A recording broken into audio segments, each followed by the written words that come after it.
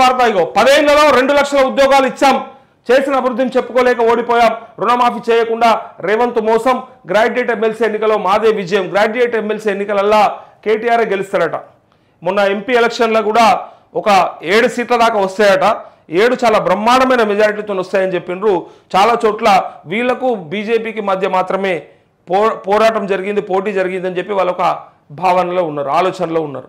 అంతే తప్ప ఎక్కడ కూడా కాంగ్రెస్ పెద్దగా పర్ఫామ్ చేయదు, ఇచ్చిన గ్యారంటీలన్నీ కూడా నెరవేర్చదు కాబట్టి ప్రజలు నమ్మరు. అట్లే రుణమాఫీ చేయకుండా అని చెప్పేసి అన్నమాట అయితే ఉత్తమాట. 100 రోజులు అన్నది వాస్తవమే, 9 తారీఖు నాడు అన్నది వాస్తవమే.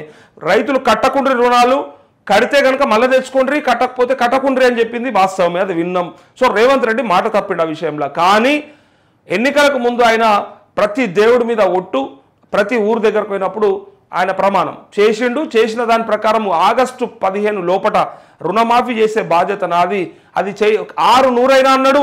ఇటు సూర్యుడు అటు పొడిచినా సరే అన్నాడు, ఏదైనా సరే ఇటు పొద్దు అటు పొడిచినా సరే, ఆకాశం భూమి తలకిందులైనా సరే కానీ నేను మాత్రం రుణమాఫీ చేయకుండా ఉండను అని చెప్పాడు.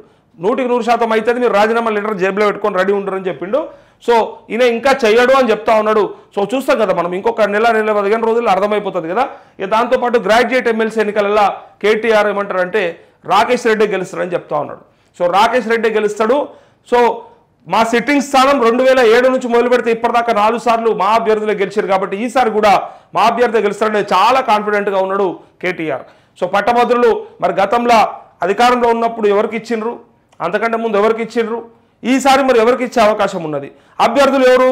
తీన్మార్ మల్లన్న కాంగ్రెస్ నుంచి ఉన్నాడు, గుజ్జుల ప్రేమేందర్ రెడ్డి బీజేపీ నుంచి ఉన్నాడు, ఏనుగుల రాకేష్ రెడ్డి బీఆర్ఎస్ నుంచి ఉన్నాడు. ఇక బక్కా జడ్సన్, అశోక్ సారు, సాంబశివగౌడ్ వీళ్ళంతా కూడా పోటీలో ఉన్నారు. అయినప్పటికీ ప్రచారంలో ఎవరు దూసుకుపోతా ఉన్నారు? సో ప్రభుత్వంలో ఉన్న వాళ్ళకి ఏమైనా మెరుగైన అవకాశాలు ఉంటాయా, లేదంటే ప్రతిపక్షాలు అయితే గట్టిగా కొట్లాడితే గట్టిగా మాట్లాడతాయని చెప్పి బీజేపీకి బీఆర్ఎస్కి ఏమైనా అవకాశం ఇస్తారా?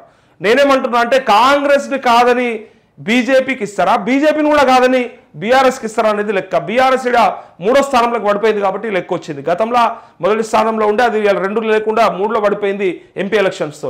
ఎమ్మెల్యే ఎలక్షన్స్లో, అసెంబ్లీ ఎలక్షన్స్లో 2వ స్థానంలో ఉంటే ఉండొచ్చు కాక ఎంపీ ఎలక్షన్స్కి వచ్చేసరికంటే వీళ్ళు 7 సీట్లు వస్తాయి అంటారు కానీ 1 సీట్ వస్తే గొప్ప.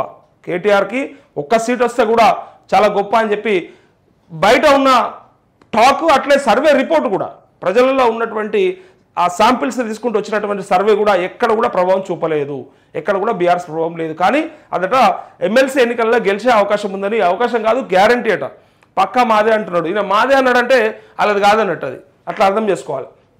ఇక కేటీఆర్పై ఈసీ ఆగ్రహం, ఎవరికి ఓటు వేశారో పోలింగ్ రోజు పరోక్షంగా చెప్పడంపై మండిపాటు. వీళ్ళకు సోయి ఉండదు, వీళ్ళకు తెలివి ఉండదు. ఎందుకోసం అంటే తెలుసు వాళ్ళకి ఇట్లాంటి జరుగుతాయని తెలుసు, అలాంటి మాట్లాడకూడదని కూడా తెలుసు. కానీ ఆ రోజు ఆవేశం ఉంటుందంటే ఏదో ఒకటి చెప్పేసేయాలి, ఏదో ఒకటి చేయాలి. అధికారం కోల్పోవడం వల్ల వచ్చినటువంటి తత్తరపాటు అంటారు దీన్ని. అంతకుముందు ఎప్పుడు 10 ఏళ్ళలో ఎప్పుడు కూడా తొందరపడలేడు. అధికారం ఉన్నప్పుడు అన్ని బాగుండే కాబట్టి తొందరపడలేడు. మొన్న అధికారం పొంగనంత ఆగమాగం అవుతుండు. ముఖ్యమంత్రి కాకపోయా, భవిష్యత్తులో అవుతుండో లేదో గ్యారంటీ లేదు. మరో లోకేష్ బాబు అని అంటా ఉన్నారు. ఎందుకంటే తండ్రి అధికారంలో ఉన్నప్పుడు వస్తేనే వచ్చినట్టు, లేకపోతే రానట్టేగా.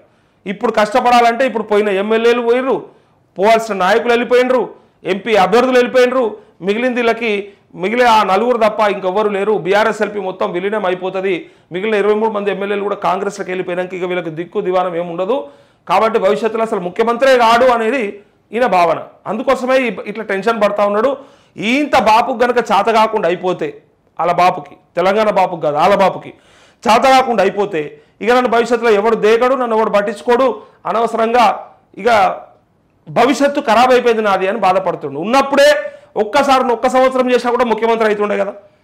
9 సంవత్సరాలు 6 నెలలు చేసినా కూడా ముఖ్యమంత్రిని మార్చి కేటీఆర్కి ఇచ్చిన అయిపోతుండే కదా. కానీ కేసీఆర్ కూడా డబ్బు కాంక్ష లేదేమో కానీ అధికార కాంక్ష మాత్రం పిచ్చట, విపరీతమట. అధికారం ఉండాలనేది కోరిక ఆయనకి, డబ్బు మీద పెద్దగా కోరిక లేదు. ఆయన ఏమి దోపిడీ చేసే తత్వం కూడా కాదు అని అంటుంటారు. అంటే అతి సన్నిహితంగా మెలిగిన వాళ్ళు చెప్పినటువంటి మాట అది. కేసీఆర్కి డబ్బు మీద అంతగా ఉండదు కానీ పదవి మీద ఉంటుంది, అధికారం మీద ఉంటుంది అని చెప్పాడు. సో అధికారం పదవి కొడుకు కూడా వదలలేని పరిస్థితులలో ఆయన ఉన్నప్పుడు 6 నెలలు ముఖ్యమంత్రి చేసి పెట్టుంటే ఇలా తెలంగాణ రాష్ట్రానికి 2వ ముఖ్యమంత్రి కేటీఆర్ అని చెప్పి అనుకున్నట్లు ఇక భవిష్యత్తులో ఎట్లా కాకపోయేటోడు కదా. ఇన్ని అవినీతి ఆరోపణలు, ఇన్ని కేసులు, చెల్లెవై జైల్లో, రేపు బావ కాళేశ్వరం ప్రాజెక్టులో జైలు పోతాడు, ఈయన ఫోన్ ట్యాపింగ్లో ఈయన పోతాడో బాబు పోతాడో, ఇన్ని ఉండగా ఇక భవిష్యత్తులో ఇలా కుటుంబాన్ని ఆదరించారనేది క్లియర్ అయిపోయింది. కాబట్టి సో కేటీఆర్ని అప్పుడే ముఖ్యమంత్రిని చేసి ఉంటే అయిపోయేది. ఇప్పుడు చేయరాదు, చేద్దామనుకున్న చేయలేని పరిస్థితి, అట్లాంటి పరిస్థితిలో ఉన్నారు వాళ్ళు. సో ఎందుకు ఏమైంది అనేది ఆయన ఉద్యోగాలు ఇచ్చిన గొప్ప ఏందో ఒకసారి 3వ పేపర్లో ఉన్నది. 2 లక్షల ఉద్యోగాలు ఇచ్చినాక కూడా మరి మిమ్మల్ని ఎందుకు ఎన్నుకోలేరు ప్రజలు? మీ మీద ఎందుకు ఇంత కోపం? మీరు ఏం తప్పు చేసిరు మరి అంటే అన్ని ఉత్తముచ్చట్లే అని అర్థం చేసుకోవాలి. ఇగో నిరుద్యోగులను ఆకట్టుకునేలా 2 లక్షల ఉద్యోగాలు ఇచ్చిరట. కాబట్టి ఖమ్మం, నల్లగొండ, వరంగల్ పట్టభద్రులంతా కూడా కేటీఆర్కు ఓటేయరు, రాకేష్ రెడ్డికి ఓటేయరు. నిరుద్యోగులకి ఏమీ ఇబ్బంది పెట్టలేడట. నిరుద్యోగులు అనేటోళ్ళు వీళ్ళకు చాలా దేవుళ్ళ లెక్క. ఇప్పుడు ఓట్లు కదా, ఇప్పుడు దేవుళ్ళ లెక్క. అప్పుడు యాదికి రాలే, అప్పుడు ప్రబలిక ఆత్మహత్య యాదికి లేదు, అప్పుడు ఇంటర్ విద్యార్థుల ఆత్మహత్యలు తెలియదు, అప్పుడు పేపర్ లీకేజీ అంశాలు ఆయనకు పట్టి లేదు. నిరుద్యోగులు యూనివర్సిటీల పొంటి, లైబ్రరీల పొంటి చదువుకుంటా ఉద్యోగాల కోసం ఇట్లా ఎదురు చూసిరు. అప్పుడు ఎంత బాధపడ్డారు, ఎంత గోసపడ్డారు. నోటిఫికేషన్లు వస్తాయి, మాకు ఉద్యోగాలు వస్తాయి, ఇంటికొక ఉద్యోగం అన్నా ఇస్తా అని చెప్పినోడు ఇంటికొక ఉద్యోగం కాదు, కనీసం ఊరికొక ఉద్యోగం కూడా రాకపాయే. మేమందరం కూడా ఇంత ప్రయత్నం చేసుకుంటే కూడా ఓ నోటిఫికేషన్ లేదు, ఏమీ లేదని చెప్పేసి బాధలు పడ్డోళ్ళని మనం చూసినాం. కోచింగ్లు తీసుకొని ఉద్యోగాలు లేక ఏం చేయాలో తెలియక, ఇంటికి పోలేక, ఇక్కడ ఉండలేక ఆత్మహత్యలు చేసుకున్న నిరుద్యోగులను కూడా మనమే చూసినాం. సో అట్లాంటి సందర్భాలను చూసిన వాళ్ళు అప్పుడు అధికారంలో ఉన్నప్పుడు ఒక్క పని చేయాలన్న సోయలేని వీళ్ళు ఇవాళ నిరుద్యోగుల పక్షాన మాట్లాడడానికి, కొట్లాడడానికి సిద్ధమైనమని చెప్తే ఎవరు కూడా చెవుల పువ్వులు పెట్టుకోలేరు, వాళ్ళకేమి తెలియకలేరు. తెలంగాణ వస్తే నీళ్లు, నిధులు, నియామకాలు అంటే మాకంటూ ఒక ఉద్యోగం వస్తుంది, మా బతుకులు మారుతాయి అని చెప్పి ఆశించినటువంటి తెలంగాణ నిరుద్యోగ యువతకి, ఉద్యమంలో పార్టిసిపేట్ చేసినటువంటి యువతకి లాస్ట్కి ఏం చూపించారు అంటే మొండి చేయి చూపించారు. ఇవాళ మేమే చేస్తామని చెప్తా ఉన్నారు. బీఆర్ఎస్ 10 ఏళ్ల పాలనపై నిరుద్యోగులు, యువత అసంతృప్తితో ఉన్నారు. అయితే ప్రభుత్వం మారి 6 నెలలు గడిచాయి. ఇది కాదు, దీనికంటే మొదలు వీళ్ళు చెప్పింది చదవాలి, ఇది చెప్పేది కాదు. ఇగో పట్టభద్రుల ఎమ్మెల్సీ స్థానం విజయ భారాన్ని పార్టీ కేటీఆర్ పై వేసింది. బీఆర్ఎస్ వర్కింగ్ ప్రెసిడెంట్ కు ఈ ఉప ఎన్నిక ఇన్ఛార్జ్ బాధ్యతలు అప్పగించింది. దీంతో ఆయన ఖమ్మం, నల్లగొండ, వరంగల్ గ్రాడ్యుయేట్ ఎమ్మెల్సీ స్థానంలో విజయం కోసం ప్రణాళికలు రచిస్తున్నారు. 3 ఉమ్మడి జిల్లాల్లో పర్యటించి గత బీఆర్ఎస్ ప్రభుత్వ విజయాలను వివరించడంతో పాటు ప్రస్తుత కాంగ్రెస్ ప్రభుత్వ తప్పిదాలను తెలిపేందుకు సిద్ధమవుతా ఉన్నారు. కాగా ఈ ఎమ్మెల్సీ ఉప ఎన్నిక కేటీఆర్ పనితీరుకు గీటరాయిగా మారిందనే చర్చ జరుగుతూ ఉందంటూ కథమిగా కేటీఆర్కి రెఫరెండం లెక్క అయిపోయింది. ఆయన పనికి రెఫరెండం అట. యూత్ ఫాలోయింగ్, భవిష్యత్తులో పార్టీని నడిపించే లీడర్గా ప్రజెంట్ చేసే క్రమంలో అధిష్టానం ఆయనకు ఎమ్మెల్సీ ఉప ఎన్నిక బాధ్యతను అప్పగించినట్టు తెలుస్తూ ఉంది. ఈ ఎన్నిక ఓడిపోతుంది, ఈయన కూడా వెనక్కిపోతాడు. ఎట్లాగూ ఈయనకి ఇదేదో గొప్పగా ఈయననే లీడర్గా ప్రజెంట్ చేసే ప్రయత్నం చేస్తూ ఉన్నారు. బట్ కేసీఆర్ ఏమన్నాడంటే, పార్టీలో ఎవరు భవిష్యత్తు మీ నాయకుడు, మీరు ఎవరిని రిప్రజెంట్ అంటే ఎవరిని ప్రజెంట్ చేయదలుచుకున్నారు, అట్లే ఎవరిని ప్రొజెక్ట్ చేయదలుచుకున్నారు అని చెప్పేసి యాంకర్ అడిగితే కేసీఆర్ చెప్పిన మాట ఏంటంటే, లీడర్ అనేటోడు ఒకడు ప్రజెంట్ చేస్తున్నావు లేకపోతే ఒకడు ప్రొజెక్ట్ చేస్తున్నావు ఎదగడు, ఎలివేట్ చేస్తున్నావు ఎదగడు, వానికై వాడు ఎదగాలి. నా పార్టీలో కూడా అట్లాంటి ఏమీ లేవు, ఎవరికి అవకాశం ఉంటే వాళ్ళే ఎదుగుతారని చెప్పేసి చాలా క్లియర్గా చెప్పిండు. చెప్పినప్పటికీ మళ్ళీ ఇక్కడ కేటీఆర్కే ఫాలోయింగ్ ఉంది, అట్లే భవిష్యత్తులో పార్టీని నడిపించే లీడర్గా ప్రజెంట్ చేద్దామని ప్రయత్నం చేస్తూ ఉన్నారు. అంటే ఆయన చెప్పిన మాట ఏంది, ఇలా జరుగుతున్న తంతేంది, ఇది ఒకసారి ఆలోచించుకోరు. ఇది అర్థమైపోవాలి. ఆయన చెప్పిందేమో ఎవరిని మేము ప్రొజెక్ట్ చేయమని చెప్పారు, ఇక్కడ ప్రొజెక్ట్ చేస్తున్నట్టుగా క్లియర్గా పార్టీని నడిపించే లీడర్ అని చెప్పి చెప్తా ఉన్నారు. సో ఇప్పటికన్నా హరీష్ రావుకు అర్థం కావాలి, సోయి ఉండాలి. హరీష్ రావుకు అర్థం కావాలి, ఎంత కష్టపడ్డా, నువ్వు ఎంత ఊడిగం చేసినా చివరకు నిన్ను ఏడుంచాలని ఆడనే ఉంచుతారు. ఇది అర్థం చేసుకోమని చెప్పి ఎప్పటి నుంచో చెప్పుకుంటూ వస్తున్నాం. కానీ నమ్మడు, మామనే నమ్ముతాడు. ఎప్పటిదాకా నమ్ముతాడు? పార్టీని మొత్తం గుంజుకొని ఆయన బయటకు పంపించేదాకా మామనే నమ్ముతాడు. చివరికి అర్థమవుతుంది, అనవసరంగా అవకాశం ఉన్నప్పుడు నేను చేసుకోకపోతే ఇలా నా పరిస్థితి ఏందని చెప్పి అనుకుంటాడు. సపరేట్గా పార్టీ పెట్టమని చెప్పేటోళ్ళు చాలామంది ఉన్నారు. హరీష్ రావుకి బీజేపీలోకి కొమ్మని చెప్తా ఉన్నారు, వేరే పార్టీలోకి కొమ్మన్నారు. ఒకవేళ రాజశేఖర రెడ్డి బతుకుంటే ఆ రోజే కాంగ్రెస్లోకి పోయేటోడని కూడా అంటూ ఉంటారు. సో నీకే అంత కేపబిలిటీ ఉండంగా, నీతోనే ఇంకొక పార్టీని నడిపించే సత్తా ఉండంగా ఇంకా ఈ పార్టీలో పడేందుకు ఏడుస్తామని చెప్పి కూడా చాలా మంది ఆ క్యాడరు అంటా ఉంటారు హరీష్ రావుని. మరి బల్పా వాపా రెడ్డి జనగామకి ఎమ్మెల్యేగా ఎన్నికవడం చేత రాజీనామా చేయాల్సి వచ్చినటువంటి సీట్ ఇది. సో దీన్ని సిట్టింగ్ స్థానం కాబట్టి మనమే కాపాడుకోవాలని కేటీఆర్ అంటా ఉన్నాడు. కాదు, బీజేపీ నరేంద్ర మోదీ గారిని చూసి బీజేపీకే ఓటేస్తారని చెప్పేసి బీజేపీ నాయకత్వం అనుకుంటా ఉంది. కానీ తీన్మార్ మల్లన్నకి ఎక్కువ అవకాశాలు ఉన్నాయని చెప్పి సర్వే చెప్తా ఉంది. ఎక్కడ చూసినట్టు కూడా తీన్మార్ మల్లన్న ఖమ్మంలో కానీ, వరంగల్లో కానీ, నల్గొండలో కానీ ఆయనకున్న క్రేజ్ కానీ, ఫాలోయింగ్ కానీ, ఇక అవినీతి ఆరోపణలు, ఈ ఆరోపణలు అంటే ఛాలెంజ్ కూడా చేసిండు. దమ్ముంటే ఎవడన్నా ఆధారాలతో సహా నా దగ్గరకు వస్తే ఎన్నిక నుంచి నేను తప్పుకుంటా అని చెప్పిండు. డైరెక్ట్గా ఎన్నిక నుంచే నేను తప్పుకుంటా, నాకు ఎన్నిక కూడా అవసరం లేదని చెప్పిండు. దమ్ముంటే మీ దగ్గర ఏదైనా ఆధారం ఉంటే తీన్మార్ మల్లన్న ఎవరన్నా భయపెట్టించినట్టు కానీ, బెదిరించినట్టు కానీ, ఎక్కడన్నా అక్రమాలు చేసినట్టు కానీ, అన్యాయం చేసినట్టు కానీ, ఏ సందర్భమైనా కానీ చేసినట్టు ఏదైనా ప్రూఫ్ ఉంటే, ఏదైనా సాక్ష్యాధారాలు ఉంటే వాళ్ళు తీసుకొచ్చి నా ముందర పెట్టండి. అది కనుక రుజువు చేసినట్టయితే నేను నా ఎన్నిక నుంచే తప్పుకుంటా, నేను ఎన్నికల్లో ఉండను అని చెప్పేసి ఛాలెంజ్ చేసిండు.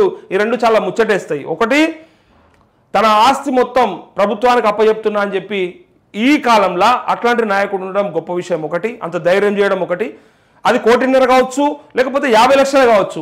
అది కూడా ఇచ్చిన సన్నాసులు లేరు కదా. ఎన్నికల్లో పోయేటప్పుడు ఎవడైనా అట్లా కూడా చెప్పినోడు లేడు కదా. సో అది కూడా ఒక నిజంగా అంటే ఒక మంచి బాట వేసినట్టే భవిష్యత్తుకి. అట్లాంటిది ఉండాలి కూడా, ఆదర్శంగా ఉండాలి. నాయకులు అనేటోడు ఇట్లా వేయాలి అని చెప్పి, సరే 100 కోట్లు ఉన్నాయి, 200 కోట్లు ఉన్నాయంటే ఉంటే అవి కూడా ప్రూవ్ చేయండి. అంతేగాని ఉన్నాయట అంటే ఆట మస్తు అంటారు. కేసీఆర్ 1,00,000 కోట్లు దోసుకున్నాడంటే 1,00,000 కోట్ల ప్రాజెక్టే లేదు. ఆడ ప్రాజెక్టు 1,00,000 కోట్లే లేదు. అలా 1,00,000 కోట్లు దోసుకుంటే అదేమన్నా ఉత్తగా ఉష్కతో కట్టిరా? కాళేశ్వరం ప్రాజెక్ట్ ఏమన్నా ఉట్టిగా మట్టితో కట్టిరా? కాదు కదా. సిమెంటు, కాంక్రీటు, స్టీలు అన్ని కలిపి అన్ని కడితేనే కదా అయ్యేది. సో 1,00,000 కోట్ల రూపాయల సగమన్నా అయి ఉంటాయి కదా, మొత్తానికి కాకపోయినా. అట్లా ఉంటుంది అన్నట్టు. ఇక్కడ కూడా 100 కోట్లు 200 కోట్లని ఉట్టగా చెప్పడం మస్తు మంది చెప్తారు. కానీ అన్ని గానం డబ్బులు వస్తే మరి ఆధారాలు ఉంటే ఎవరి దగ్గరన్నా మేము ఇచ్చినాం, తీన్మార్ మల్లన్నకు ఇన్ని కోట్ల రూపాయలు ఇచ్చినాం ఈ పని చేసి పెట్టమని, లేదంటే ఈ బ్లాక్ మెయిల్ చేసాడు మమ్మల్ని అందుకే ఇన్ని ఇచ్చినామని చెప్పి ప్రూవ్ చేస్తే ఆయన ఎన్నికల నుంచే తప్పుకుంటా అని చెప్పిండు. సో ఈ రెండు విషయాలు, ఒకటి ఆస్తులు ప్రభుత్వానికి ఇస్తున్నట్టుగా చెప్పడం అనేది ఒకటి కావచ్చు. రెండవది వచ్చేసి నేను ఎన్నికల నుంచే తప్పుకుంటా, సాక్ష్యాలు ఉంటే తీసుకురండి. ఎందుకంటే గత ప్రభుత్వంలో పోలీసులు కావచ్చు, ఇంటెలిజెన్స్ కావచ్చు, కౌంటర్ ఇంటెలిజెన్స్ కావచ్చు, అన్ని రకాలైనటువంటి నిఘా సంస్థలన్నీ కూడా కావాలంటే ఈ పార్టీకి పట్టుకునేటి కదా. కేటీఆర్ మీద, కేసీఆర్ మీద, ఆ కుటుంబం మీద అంత విస్తృతంగా పోరాటం చేసినటువంటి తీన్మార్ మల్లన్నని పట్టుకోవాలంటే అప్పుడే పట్టుకునేటోళ్ళు, ఎక్కడైనా దొరికేటోడు కదా. ఇలా చిన్న చిన్న వీడియోల రూపంలో దొరుకుతూ ఉన్నాయి. చిన్న చిన్న తప్పులు చేస్తే కూడా అట్లాంటి వీడియోల రూపంలో దొరుకుతూ ఉన్నాయి. అంత పెద్ద ఎత్తున తప్పులు చేస్తే మరి సాక్ష్యాలేవి? మరి ఊరికే బట్టగాల్చి మీదేస్తుర్రా? అట్లా కూడా తెలుస్తుంది. ఇప్పుడు ఈ వారంలో ఎవడు రాలేడు అనుకో, ఈ వారంలో గనక తీన్మార్ మల్లన్న ఓపెన్ ఛాలెంజ్ చేసిండు. చేసిన ఛాలెంజ్ గనక మీరు ఎవరన్నా సాక్ష్యాధారాలు ఉంటే తీసుకొచ్చి నాలాంటి మీడియాకు వచ్చినా సరే, ఇంకెక్కడికైనా వెళ్ళినా సరే, మల్లన్నకే డైరెక్ట్ చూపించినా సరే, అలాంటివి చూపిస్తే ఆయన రాజీనామా చేస్తా అంటుండు. రాజీనామా కాదు, సారీ, ఎన్నికల్లోనే పోటీ చేయను, నేను తప్పుకుంటా అంటా ఉన్నాడు. సో అలాంటి అభ్యర్థి ఇప్పుడు చేసిన ఛాలెంజ్ని కనుక స్వీకరించకుండా 27 తారీఖు తర్వాత ఏ సన్నాసి, నేను సన్నాసి అంటున్నాడు డైరెక్ట్. దమ్ము లేని, చావలేని, చేతగాని దద్దమ్మలు ఎవడన్నా 27 తారీఖు తర్వాత తీన్మార్ మల్లన్న మీద ఏది మాట్లాడినా ఉత్తదే అవుతుంది. వాని లెక్కలు కూడా తీసుకోరు. ఆ తర్వాత చెప్పినోడు ఉత్తోడవుతాడు. ఇప్పుడు ఏదైనా ఉంటే తీసుకపోయి డైరెక్ట్గా ఇస్తే ఆయన ఎన్నికల నుంచి తప్పుకుంటాడు. కాబట్టి అవకాశం ఉంది ఇప్పుడు. ఆ తర్వాత అవకాశం లేదు. మాట్లాడినా మిమ్మల్ని ఎవరు నమ్మడిగా, దొంగలు మీరైనా అర్థమవుతుంది. ఆ తర్వాత ఎవరు మాట్లాడినా కరెక్ట్ కాదు, దాన్ని ఎవరు కూడా మెచ్చడు. అది అర్థం చేసుకోవాలి. ఇంతనట అంతనట అంటే ఎంతనటో ఇప్పుడు చెప్పండి. దమ్ముంటే ఇప్పుడు తేల్చండి. అది ఇప్పుడు తీసుకొచ్చేసి మల్లన్న ముందర పెట్టుర్రి, సాక్ష్యాధారం ముందిగో ఇంత దోసుకున్నాం అని చెప్పుండ్రి. ఎలక్షన్ నుంచి తప్పించే బాధ్యత మేము తీసుకుంటాం. ఎందుకంటే ఆయన డైరెక్ట్గా అన్నాడు, ఓపెన్ ఛాలెంజ్ చేశాడు. ఆ ఛాలెంజ్ నేను ప్రశ్నిస్తా, మీ తరపున నేను ప్రశ్నిస్తా. ఇగో ఇది నువ్వు ఇంత తప్పు చేసినావు, ఈ తప్పుకి ఇది జరిగింది కాబట్టి నువ్వు ఎలక్షన్ నుంచి తప్పుకోవాలి, నువ్వు చేసిన ఛాలెంజ్ ఇది అని చెప్పేసి చూపిస్తాం. కాబట్టి సో తర్వాత మాట్లాడితే మాత్రం వేస్ట్. అది ఏదైనా ఉంటే ఇప్పుడే మాట్లాడు, తర్వాత మీరు మాట్లాడినా మీకు క్రెడిబిలిటీ ఉండదు, ఎవడైనా సరే, ఎంతటోడైనా సరే. ఇక మాజీ ఎమ్మెల్యేలకే బాధ్యతలు ఇచ్చారు. అట్లే ఖమ్మంలో కేటీఆర్ పర్యటన ఉంది. ఇలా ఇక ఏ పర్యటన చేసినా వీళ్ళు గెలిచేది లేదు, సచ్చేది లేదు, ఉట్టిగా ప్రయత్నం చేసుకోవడం తప్ప ప్రజాక్షేత్రంలో, ప్రజాస్వామ్యంలో అన్ని పార్టీలకు పోటీ చేసే అవకాశం ఉంటుంది కాబట్టి పోటీ చేస్తారు అంతే. మళ్ళీ పోయిపోయి అందులోనన్నా కష్టపడ్డోనికి, కొట్లాడినోనికి, ఎప్పటి నుంచో ఉన్నోనికి ఇచ్చిరా టికెట్, అదనే చెప్పాలి. కేటీఆర్ ఏం చెప్పాలంటే, నిరుద్యోగుల పక్షాన మేము ఈయనను పెడుతున్నాం, ఈయన తెలంగాణ ఉద్యమంలో తెగించి పేగులు దిగేదాకా కొట్లాడిండు అని చెప్పి ఓ నన్ను చూపించండా, తీసుకొచ్చి వేరే పార్టీలకు వెళ్ళి వచ్చిన వాడికి టికెట్ ఇచ్చారు. అది తెలంగాణ సమాజానికి అత్యంత మింగుడుపడని విషయం ఏదైనా ఉన్నది అంటే ఉద్యమకారులని పక్కకు పెట్టి ఉద్యమ ద్రోహులను లేకపోతే బయట పార్టీలకి వెళ్ళి వచ్చిన వాళ్ళకు మొట్టమొదటి సీటు ఇవ్వడము లేకపోతే టికెట్లు ఇవ్వడము పారాషూట్లని పెంచి పోషించడం వల్లనే కేసీఆర్ కేటీఆర్ ఈ గతి పట్టిందనేది అర్థం చేసుకోవాలి. ఉద్యమకారులు ఎవడు దిక్కు లేకుండానా, పనిచేసినోడు ఎవడు లేడా, పార్టీ కోసం కష్టపడ్డాడు ఎవడు లేకుండానా, అవకాశాలు రాక పార్టీల జెండాలు మోసి భుజాలు అరిగిపోయేలాగా పనిచేసిన వాళ్ళు ఎవరు గుర్తుకు రాలేడా, ఎవడు లేడా? వాళ్ళకి ఇయ్యని టికెట్టు ఇలా రాకేష్ రెడ్డికి ఇవ్వడంలోనే అర్థమవుతా ఉంది మీ ప్రయత్నం ఏంది, మీ ఆలోచన ఏంది, అసలు గెలుస్తారా గెలవదా అర్థం చేసుకోవచ్చు. మీకు ఎంత ఇంట్రెస్ట్ ఉందనేది అర్థం చేసుకోవచ్చు. నిరుద్యోగుల పక్షాన మీకు ఎంత చిత్తశుద్ధి ఉందో అర్థం చేసుకోవచ్చు.